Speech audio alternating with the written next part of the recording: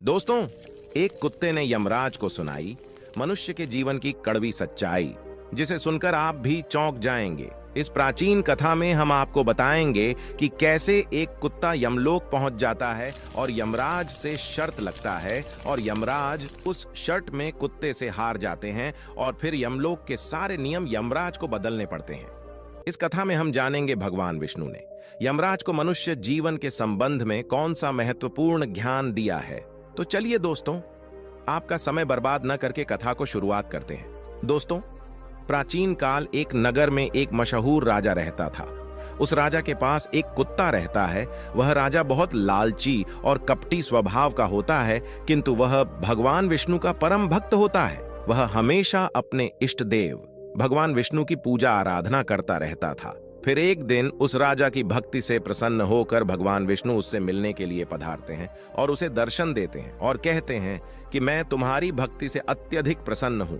मांगो, तुम्हें जो भी वर चाहिए, तुम्हारी जो भी इच्छा और मनोकामना है, मैं अवश्य पूर्ण करूंगा।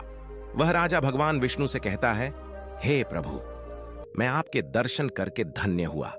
प्रभु, मुझे कुछ नहीं चाहिए, मेरे पास आपका दिया हुआ सब कुछ है। फिर वह राजा एक सादा कागज निकलता है और भगवान विष्णु से कहता है, हे प्रभु, आप इस कागज पर अपने दस्तक कर दीजिए ताकि मैं दुनिया के लोगों को भगवान के होने का सबूत दिखा सकूं। आजकल दुनिया में कोई यह मानना ही नहीं चाहता है कि भगवान है। फिर भगवान ने कहा, ठीक है, बस लाव में तुम्हारे कागज पर दस्तखत कर देता हूं। इतना कहकर भगवान विष्णु उस राजा के कागज पर दस्तखत कर देते हैं और फिर अंतर्ध्यान हो जाते हैं। फिर वह सेठ उस कागज को हमेशा अपनी जेब में ही डालकर रखता था ताकि वह दूसरों को भगवान के होने का सबूत दिखा सके। फिर कुछ दिनों के बाद उस राजा का वह कुत्ता मर जाता है, जिससे वो दुखी हो जाता है। राजा का कुत्ता मृत्यु के बाद यमलोक में जाने लगता है। फिर यमलोक पहुंचने के बाद वह कुत्ता यमराज के सामने आकर खड़ा हो जाता है। यमराज उस कुत्ते का लेखा जोखा निकलते हैं और कहते हैं, हे स्वान, तुमने तो पशु का जन्म पाकर भी कोई पाप नहीं किया है। तुमने हमेशा अपने मालिक के साथ वफादारी की है, कभी किसी पशु पक्षी आदि प्राणियों को कष्ट नहीं दिया है। तुमने अपने सभी काम बड़े ईमानदारी के साथ किए हैं। एक कुत्ते का जन्म पाकर भी तुमने कोई भी गलत कार्य नहीं किए हैं। यहाँ तुम्हारे सभी जन्मों के पाप अब नष्ट हो चुके हैं। अब तुम बताओ, तुम किस लोक में जाना चाहते हो? तुम जहाँ चाहोगे वहां तुम्हें भेजा जाएगा। तुम जिस प्राणी का जन्म चाहते हो वह जन्म भी तुम्हें दिया जाएगा। हम तुम पर बड़े ही प्रसन्न हैं। शीघ्र बताओ, तुम्हारी क्या मनोकामना है? फिर वह कुत्ता बोलने लगता है, हे धर्मराज, आप चाहे मुझे नरक में भेजो या स्वर्ग में, मैं कहीं पर भी जाने के लिए तैयार हूं। लेकिन मेरी आपसे विनती है कि मैं जिस भी स्थान पर रहूं, लेकिन मैं किसी मनुष्य के बंधन में ना रहूं। मुझे किसी मनुष्य की गुलामी ना करनी पड़े और ना ही मुझे मनुष्य का जीवन चाहिए। आप कृपा करके मुझे कोई उचित स्थान प्रदान करें। कुत्ते की बात सुनकर यमराज आश्चर्यचकित होते हैं और सोचने लगते हैं कि मनुष्य का जीवन पाने के लिए तो देवता भी तरसते हैं। फिर यह कुत्ता मनुष्य का जीवन न देने की कामना क्यों कर रहा है? फिर यमराज उस कुत्ते से कहते हैं, तुम मनुष्यों से इतना द्वेष क्यों करते हो? मनुष्य का जन्म पाने के लिए तो बड़े बड़े देवता भी तरसते हैं। पृथ्वी पर तो मनुष्य का जीवन ही सर्वश्रेष्ठ है। फिर क्यों तुम मनुष्य का जन्म नहीं पाना चाहते हो? इससे पहले तुम्हें कभी मनुष्य का जीवन नहीं मिला है। शायद इसीलिए तुम मनुष्य जीवन के फायदे नहीं जानते हो। तुम एक बार मनुष्य का जीवन प्राप्त करके देखो, तुम्हें पता चलेगा कि उसके कितने फायदे हैं। यमराज की बात सुनकर वह कुत्ता कहता है, हे यमराज, मैं जानता हूं कि मनुष्य का जन्म कितना अनमोल है, लेकिन मनुष्य बड़ा ही स्वार्थी और चालाक होता है। जब वह अपना मतलब देखने लगता है तो सही गलत सब कुछ भूल जाता है। उसकी तृप्ति किसी चीज से नहीं होती। सारे संसार का धन भी उसे मिल जाए तो भी वह संतुष्ट नहीं रहता है। उसकी भूख कभी नहीं मिटती है। मनुष्य बड़ा ही संतोषी होता है। वो यही कारण ही दुखी रहने लगता है और दूसरों को भी दुख देने लगता है। मनुष्य मुझे जैसे बेजुबान जानवरों को अपना गुलाम बनाकर रखता है और अपना काम निकलवाता रहता है। इतना ही नहीं, मनुष्य तो भगवान को भी धोखा देता रहता है। इसीलिए मुझे मनुष्य जन्म नहीं चाहिए। फिर यमराज कहते हैं, यह तुम क्या कह रहे हो? मनुष्य भगवान को धोखा भला कैसे दे सकता है? तुम जरा बताओ, मैं भी तो जानूं। फिर कुत्ता कहने लगता है, हे यमराज, मनुष्य जब मंदिर में जाता है तो स्वार्थी मन से भगवान की पूजा करता है। भगवान से वह कहता है, हे भगवान, मेरा यह काम बना दो, मैं इतने पैसे चढ़ाऊंगा, दान धर्म करूंगा, भंडारा करूंगा, गरीबों को कपड़े दान करूंगा। लेकिन जब उसका काम पूरा हो जाता है तो वह सब कुछ भूल जाता है और अपना काम बनाने के लिए दूसरों को धोखा देता है। और उसकी ढूंढता तो देखी, वह भगवान को भी लालच दिखाकर अपना काम बना लेता है। जब काम पूरा होता है तो कहता है, भगवान के पास तो सब कुछ है, मैं उन्हें क्या दे सकता हूं। इस प्रकार से कहकर वह अपनी बात से मुकर जाता है। यमराज, इंसानों के बुरे कर्मों को गिनाते गिनाते मैं थक जाऊंगा, किंतु उसके बुरे कर्म समाप्त नहीं होंगे। उसकी चालाकी के आगे तो देवता भी कुछ नहीं है। कुत्ते की बात सुनकर यमराज कहते हैं, लेकिन वह हम देवताओं को मूर्ख नहीं बन सकता, क्योंकि हमारे यहाँ जितने भी जीव आते हैं उन्हें हम ही दंड देते हैं। उसने पृथ्वी लोक पर कितनी चालाकी क्यों न की हुई हो, उसे मृत्यु के बाद यही आना पड़ता है। यहाँ पर आकर हमारे सामने रोते हैं, माफी मांगने लगते हैं नरक जाने के भय से, और मेरे भयंकर रूप को देखकर तर तर कांपते हैं। सभी मनुष्य हमारे अधीन रहकर ही काम करते हैं। फिर वह कुत्ता बोलता है, हे यमराज, आपके पास जितने भी मनुष्य आते हैं वह सब मरे हुए होते हैं। आपका पाला किसी जीवित इंसान से नहीं पड़ा है। यदि आप किसी जीवित मनुष्य को यमलोक लेकर आओगे तब आपको पता चल जाएगा कि जीवित इंसान कितना खतरनाक होता है। फिर उस कुत्ते की बात सुनकर यमराज को आश्चर्य हुआ और गुस्सा भी आ गया। वे सोचने लगे, यह तो हमारे यहाँ पर आकर हमारा ही अपमान कर रहा है। इस तुच्छ कुत्ते को दिखाना होगा हमारे सामने कोई इंसान कुछ भी नहीं है। इंसानों की चालाकी हमारे सामने नहीं चल सकती। इस बात को साबित करने के लिए यमराज अपने दूधों को बुलाते हैं और कहते हैं, जाओ इस कुत्ते के मालिक को जीवित ही उठाकर यमलोक लेकर आ जाओ। हम भी देखते हैं कि जीवित इंसान हमारे सामने क्या चालाकी करता है। अगर यह कुत्ता गलत साबित होता है तो इस कुत्ते को नर्क लोक में डाला जाएगा। उस कुत्ते को पूरा यकीन था कि एक अकेला जीवित मनुष्य स्वर्ग लोक में खलबली मचा देगा। फिर यमलोक के दूत धरती लोक पर जाते हैं और उस कुत्ते के मालिक को अर्थात उस राजा को चारपाई के साथ उठाकर यमलोक ले जाने लगते हैं। तभी बीच रास्ते में उस राजा की नींद खुल जाती है और वह देखता है कि दो अत्यंत दूत उसे चारपाई के साथ उठाकर यमलोक ले जा रहे होते हैं। तब राजा दूतों से पूछते हैं, क्या मेरी मृत्यु नींद में हो चुकी है? तभी हम दूत कहने लगते हैं, नहीं मनुष्य, तुम अभी जीवित ही हो। फिर वह राजा कहता है, फिर आप दोनों मुझे कहां ले जा रहे हैं?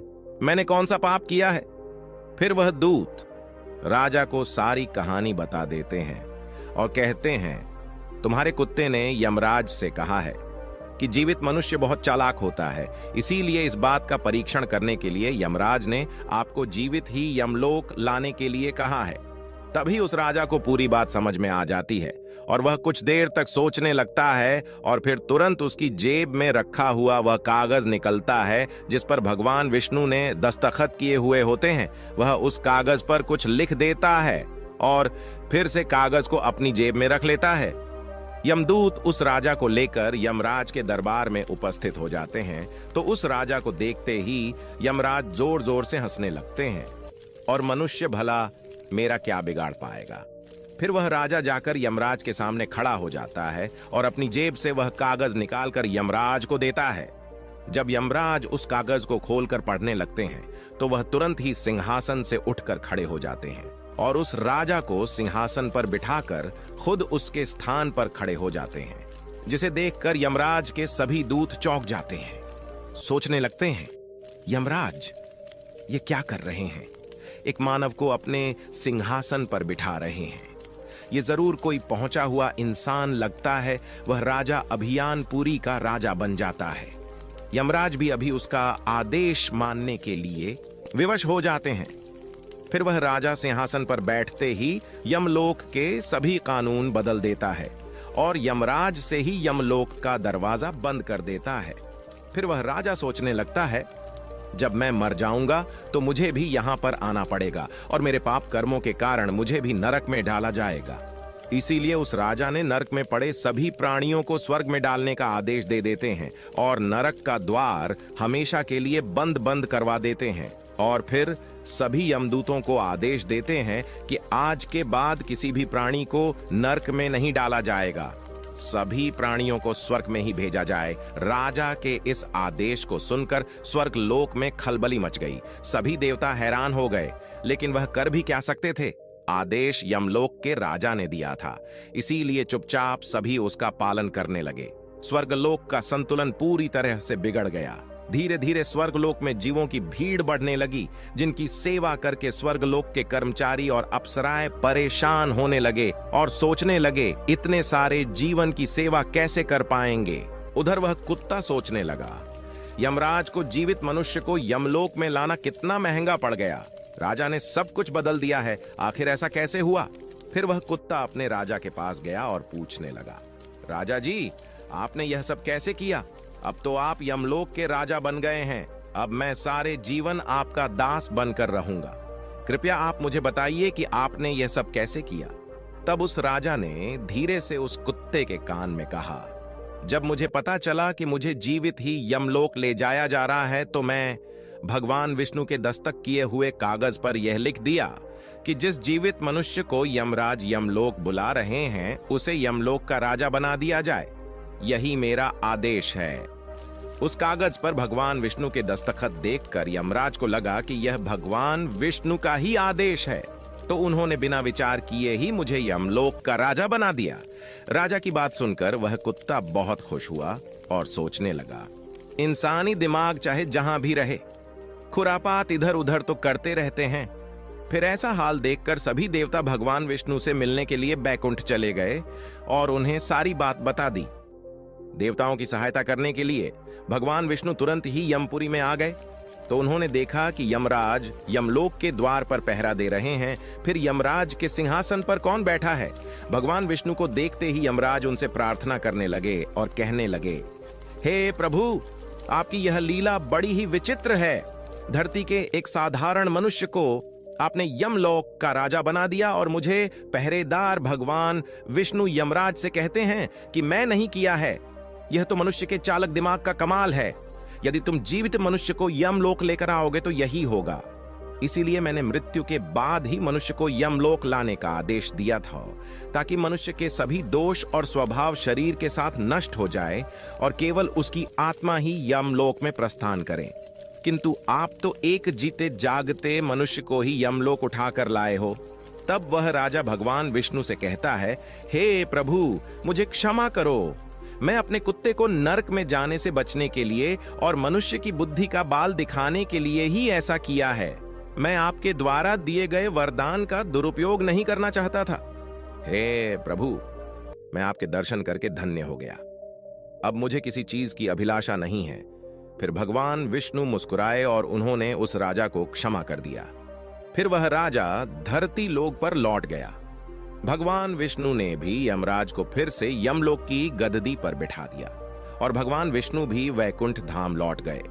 यमराज फिर से अपने सिंहासन पर बैठ गए। तब वह कुत्ता यमराज से कहने लगा, है यमराज, देखिए, अपने जीवित मनुष्य की चालाकी एक जीवित मनुष्य क्या क्या कर सकता है। इसीलिए मैं मनुष्य नहीं बनना चाहता। मनुष्य जब स्वार्थी बन जाता है तो वह अंधा हो जाता है, उसको दोस्त परिवार दिखना बंद हो जाता है। लालच में वह धर्म को भी भुला देता है और अनिष्ट कार्य करने लगता है। जब तक वह शास्त्र के अनुसार कर्म करता है तभी तक सुखी रहता है, और जब धर्म से विमुख हो जाता है तो क्लेश और बीमारियां उसे घेर लेती है और उसका पतन हो जाता है। फिर यमराज उस कुत्ते को क्षमा कर देते हैं, उसे स्वर्ग में भेज देते हैं और यमलोक के बदले हुए कानून को फिर से सही कर देते हैं। तो दोस्तों, अब आप लोग को समझ में आ गया ना, एक कुत्ते ने यमराज को कैसे मनुष्य की सच्चाई बताई। दोस्तों, अगर ये कहानी आप लोग को अच्छी लगी हो तो वीडियो को मेरे लाइक करके, चैनल को सब्सक्राइब करके बेल आइकन ऑल पर प्रेस कर लीजिए, जिससे हमारा वीडियो आप लोग को सबसे पहले मिले। और दोस्तों, हाँ, वीडियो के कमेंट बॉक्स में जय श्री कृष्ण अवश्य लिखिए। दोस्तों, आज के लिए इतना ही। फिर मिलेंगे किसी न्यू वीडियो में नई जानकारी के साथ। हमारा वीडियो देखने के लिए दोस्तों आप लोग का धन्यवाद।